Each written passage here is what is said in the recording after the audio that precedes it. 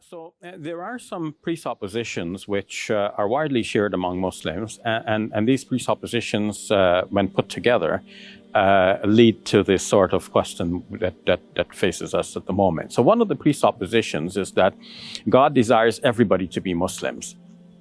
And then the question is, well, why isn't God doing more to get the message of Islam to the rest of the people? So we can question that presupposition. It's actually not a correct presupposition. It's a common one among Muslims, and it's often preached by Muslim preachers. But when we examine the matter more clearly, more carefully, we realize that God is more tolerant than the rest of us, and he allows for a wide variety of approaches to him. People are seeking God in many different cultures in many different ways, and God is accepting people from these various cultures, given their backgrounds and their level of understanding and what level of revelation from God they were privy to, and so on. We can well imagine that, let's say somebody grows up on an island, they have no interaction with anybody else, they have never received any message from God. That person, looks up into the sky and he sees the vastness of space and says, there is a God who made all this. And whoever you are, God, you must be up there somewhere, wherever you are. I want to reach out to you. So that person's devotion to God in that very simple way, without any of the what we might call the trappings of religion, we cannot see that God will turn away this individual. That would be like a slap in the face. So why would God? The Quran shows us, in fact, that God does not demand of any individual more than is within the capacity of that individual. And capacity is not only physical, but also mental. The Quran in Surah 5, verse number 48 says, لِكُلٍّ جَعَلْنَا مِنْكُمْ شِرَعَةً وَمِنْهَاجًا. For each one of you, meaning each your community, we have given a law and a path to follow. وَلَوْ شَاءَ اللَّهُ لَجَعَلَكُمْ أُمَّةً وَاحِدَةً. Had God wished, He could have made you all one religious community. وَلَكِنْ لِيَبْلُوَكُمْ فِيمَا آتَاكُمْ. But He has left it such that He may judge you according to what has reached you. So everyone is going to be judged according to what has reached them.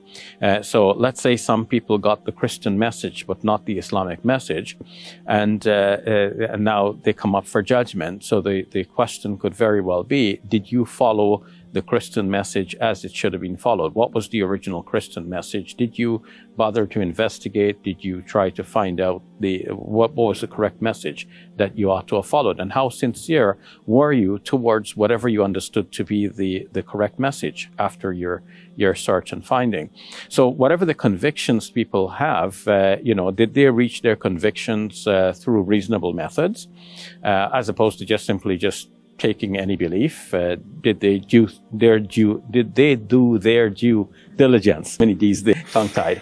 So did they do their due diligence in finding the right way? And then once they have found the right way, did they sincerely follow that path for the pleasure of God? I think these are two very basic questions in religion. So then why do you think that God sent messages then in the first place? Well, let's say, let's try to imagine the scenario. Let's think we're, from God's point of view for a moment, let's say we're looking down on earth. God is not necessarily up there looking down. Think of it this way. So let's say we're having this bird's eye view of the earth, and we see that there is corruption on earth. So we want to minimize that corruption or end it altogether. So we're going to introduce light against the darkness that is there. But how much? That depends on a number of factors, what we're trying to accomplish. So with God sending a prophet, the prophet is going to bring light, and God is going to bring that light in a particular place, knowing that this light will have a radiating effect and transmit to other regions. We can almost think of it as a pool. Let's say we have a pool of water, and we want to color this water blue. So we can go about sprinkling the blue evenly all around the pool, or we can drop it in one place, knowing that it will have a rippling effect and eventually color the entire pool. So how does God do it? It looks like God does it by inserting the light or the message in one area, but with the imperative to preach this to other areas as well, knowing that eventually the message will get out to a greater or lesser extent. But God is doing it within God's wisdom to the extent that God feels is necessary at the time and place where God feels it's necessary. And it's not God's intention, apparently, to eradicate all evil, because if he wants, he could do that. He could make our world an angelic world. In the Islamic concept, the angelic world is a world of total perfection and obedience of God. Whereas on earth, we have human beings, we humble folks who, we are prone to error. And God knows that. And it is said that to err is human and to forgive is divine.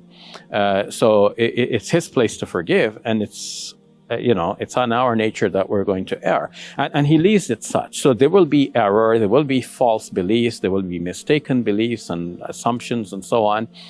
People will reach out to God in ways which are not necessarily pleasing to him, but he will see the devotion and the sincerity that comes from them. And he's tolerant to all of that. He's accepting that.